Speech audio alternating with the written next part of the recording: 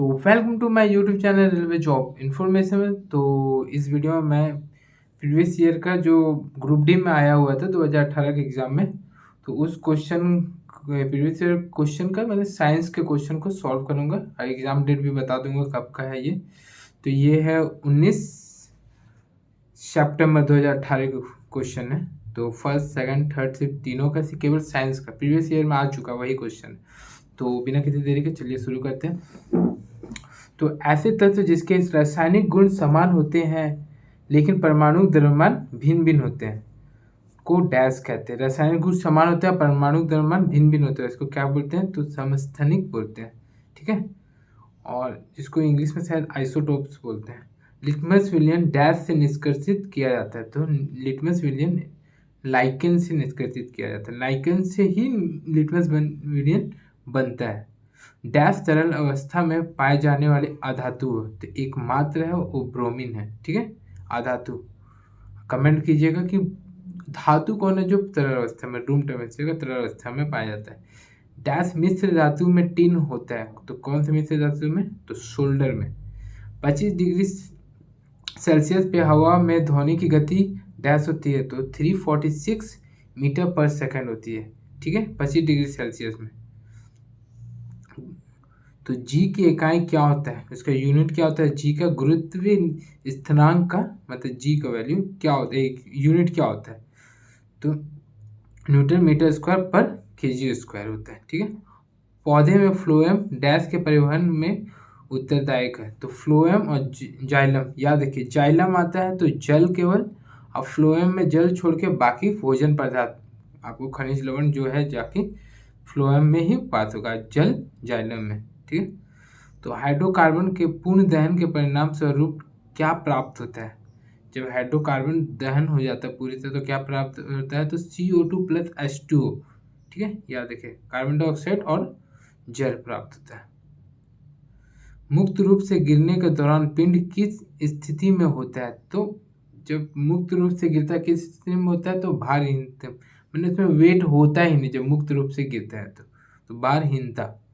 भ्रूण के लिए भोजन संग्रहित करने वाली कोशिकाओं को डैश कहा जाता है, तो मादा युग्मज कहा जाता है। ठीक है, मेंडलीफ की आवर्त सारणी में 36 स्तंभों को क्या कहा जाता है? तो आवर्त कहा जाता है 36। और कमेंट में बताया उद्वर्ध क्या बोलते हैं? उद्वर्ध जो रहता है उसको क्या कहा जाता है? ध्वनि संचरण के समय माध्यम के कणों के लिए उच्च घनत्व का क्षेत्र कहलाता है। ध्वनि संचरण के समय माध्यम के कणों के उच्च घनत्व का क्षेत्र डैश कहलाता है, तो संपीड़न कहलाता है। ठीक है, आगे देखिए, एक वस्तु को लंबवत रूप से ऊपर की ओर फेंका जाता है और उसके ऊपर उठने के दौरान स्थिति ऊर्जा डैश और गतिज ऊर्जा डैश होती है। जब ऊपर जाते उठने के दौरान जब वस्तु को लंबवत ऊपर फेंका जाता है तो उस समय स्थिति ऊर्जा डैश होती है और गतिज ऊर्जा क्या होती है? स्थिति ऊर्जा बढ़ती है और गतिज ऊर्जा घटती है। ठीक है, जब ऊपर फेंकते हैं कोई वस्तु तो एक स्पीड हम लोग बोलते हैं जो होता है, तो धीरे धीरे धीरे धीरे एक समय पे खत्म हो जाता है। डिस्टेंस मान लो यहीं तक गया, फेंके नीचे तो उस समय क्या होता है? उसका गतिज ऊर्जा घट जाएगी और स्थिति ऊर्जा एक टाइम पे रुक ही जाएगा, ऊपर जाएगा फिर नीचे जाएगा, तो उस समय उसकी स्थिति ऊर्जा बढ़ जाएगी। ठीक है, ध्वनि तरंग की आवृत्ति नापने की इकाई क्या है? ध्वनि तरंग किससे नापते हैं? तो वो है हर्ट्ज।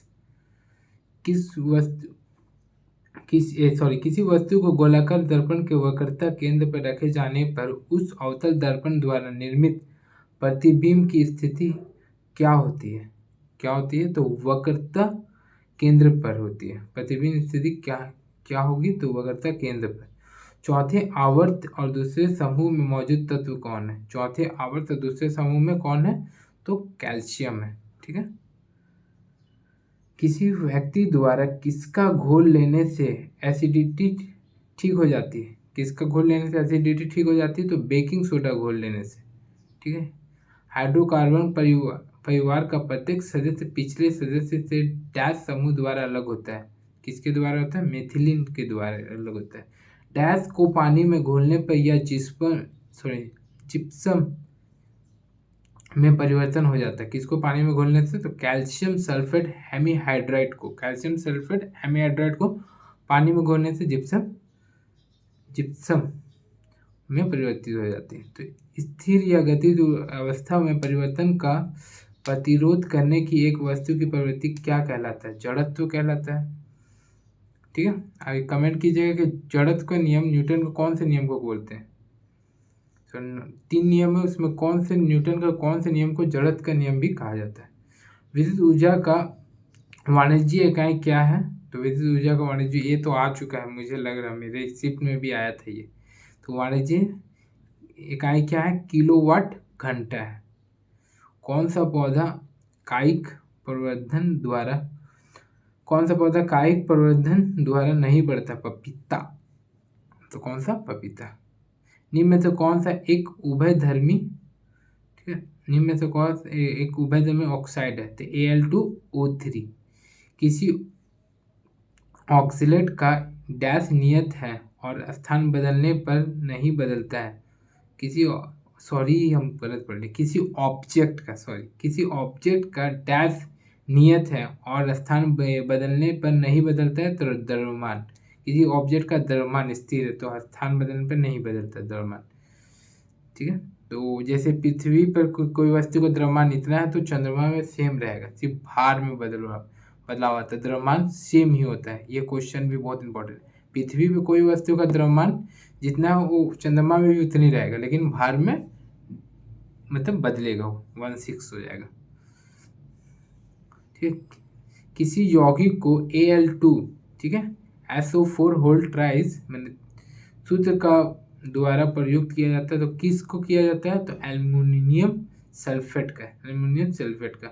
फूल के नर प्रजनन भाग को डैश करता है? पुंकेसर। नर प्रजनन को पुंकेसर, और स्त्री को क्या बोलते हैं वो बताइएगा, स्त्री प्रजनन भाग को। 1 पिकोमीटर किसके बराबर होता है? 1 पिकोमीटर 10⁻12 मीटर।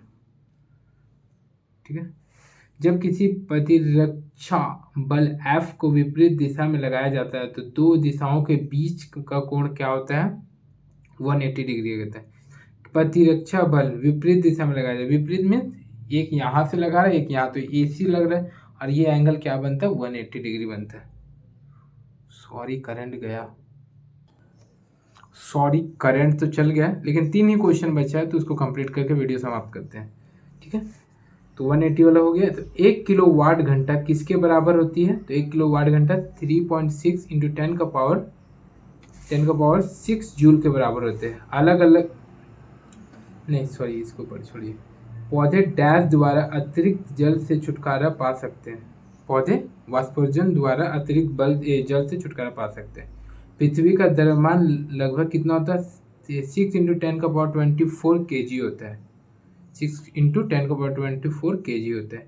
एक दोहरी अपघटन पर अभिक्रिया के दौरान अभिकारकों के बीच क्या आदान प्रदान किया जाता है? तो आयन का आदान प्रदान किया जाता है। ठीक है, एक जो क्वेश्चन छोड़े थे उसको देख लीजिए। अलग अलग प्रतिध्वनियों को सुनने के लिए ध्वनि के स्रोतों के अवरोधों की न्यूनतम दूरी कितनी होगी? अलग अलग प्रतिध्वनि को सुनने के लिए ध्वनि के स्रोत के अवरोध की न्यूनतम दूरी कितनी होगी? तो 17 मीटर होगी। तो ये आपका जो 19 सितंबर का जो और तीनों शिफ्ट का क्वेश्चन कंप्लीट हुआ साइंस का था। तो बताइएगा वीडियो कैसे लगा, और वीडियो को लाइक कीजिए, चैनल को सब्सक्राइब कीजिएगा। धन्यवाद।